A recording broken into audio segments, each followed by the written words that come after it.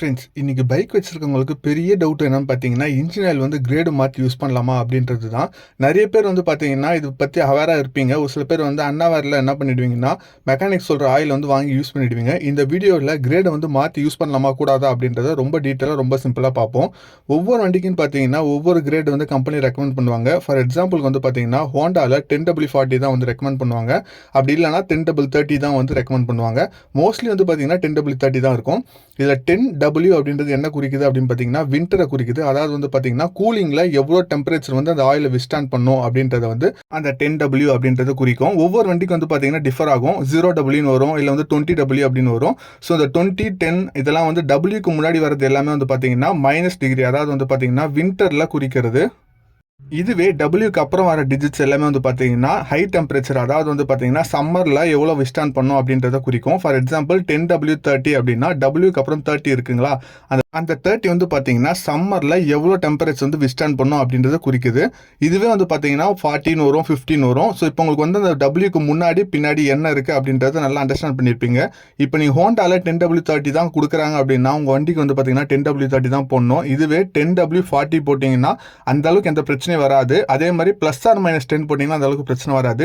இதுவே 10W30க்கு பதிலாக 10W50 போடுறீங்க அப்படின்னா வண்டியோட விஸ்காசிட்டி, அதாவது ஆயில் விஸ்காசிட்டி வந்து பார்த்தீங்கன்னா ரொம்ப அதிகமாகிட்டு லூப்ரிகேஷன் வந்து பார்த்தீங்கன்னா அந்த அளவுக்கு வந்து எஃபெக்டிவாக இருக்காது.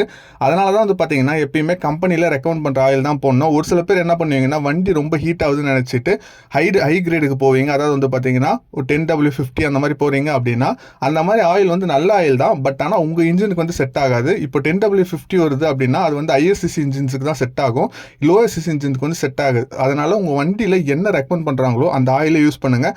அப்படி வேண்டாம் அப்படின்னு ஃபீல் பண்ணுறவங்க ஒரு +or-10 அந்த அளவுக்கு மட்டும் போங்களே தவிர அதுக்கு மேலே போனீங்கன்னா உங்கள் இன்ஜினோட லைஃப் வந்து ரொம்பவே குறைஞ்சிரும். ஏன்னா நீங்கள் யூஸ் பண்ணுற ஆயில் நல்ல ஆயில் தான், பட் ஆனால் அதுக்கான இன்ஜின் வந்து உங்களுக்கு கிடையாது.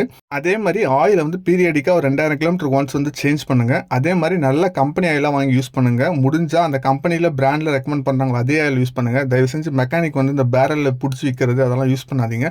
அதெல்லாம் வந்து பார்த்தீங்கன்னா நிறைய வந்து டூப்ளிகேட்ஸ் வருது. பெரும்பாலும் பெட்ரோல் பங்க்கில் வாங்குற ஆயில் வந்து நல்லாயிருக்கும். இப்போ ஃபார் எக்ஸாம்பிளுக்கு வந்து பார்த்தீங்கன்னா நம்ம ஏரியாவில் ஷெல் வந்து பெட்ரோல் பங்க்ல கிடைக்கும். நீங்க ஷெல் பிராண்ட் யூஸ் பண்றீங்க அப்படின்னா தயவு செஞ்சு வந்து ஷெல் பெட்ரோல் பங்க்ல வாங்கிக்கோங்க. MRP ரேட் வந்து கொஞ்சம் அதிகமாக தான் இருக்கும். அந்த ரேட்டுக்கு தான் விற்பாங்க. ஸோ ஆனால் வந்து ஆயில் வந்து ஒரிஜினலாக இருக்கும். அப்படி இல்லை அப்படின்னா ஒரு நல்ல ஆத்தரைஸ்டு ஷாப்பில் ஒரு நல்ல ஆயிலாக வாங்கி யூஸ் பண்ணுங்க.